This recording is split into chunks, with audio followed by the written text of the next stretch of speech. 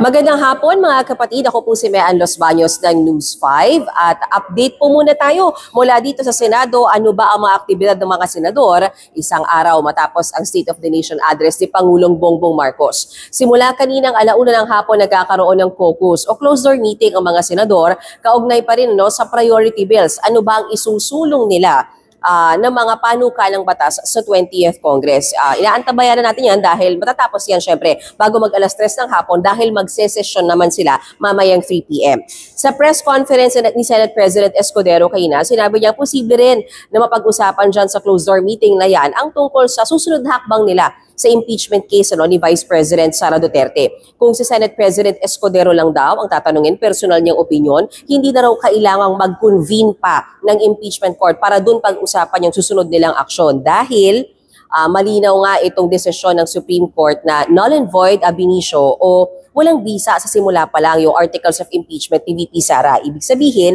hindi rin nagkaroon talaga niya ng jurisdiction ang Senate Impeachment Court dyan sa impeachment case na yan. So, para kay Senate President Escudero, pwede na nilang resolbahin at pag-usapan at pagbotohan kung ano ang susunod nilang hakbang sa plenaryo mismo nang hindi nagko-convene ang impeachment court.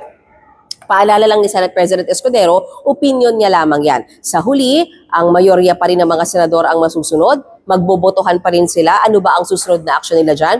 Susunod ba sila o hindi sa SC decision? Bagamat may ilang mga senador na, for example, Senate President Pro Tempore Jinggoy Estrada, ang nagsasabi na delikado pag hindi sila sumunod sa Korte Suprema dahil posibleng magkaroon ng constitutional crisis. So yan ang aabangan natin mamaya sa sesyon ng Senado bandang alas 3 ng hapon kung mapag-uusapan na ba ang susunod na aksyon ng Senado kaugnay sa impeachment case ni VP Sara Duterte, may impeachment trial pa ba o wala?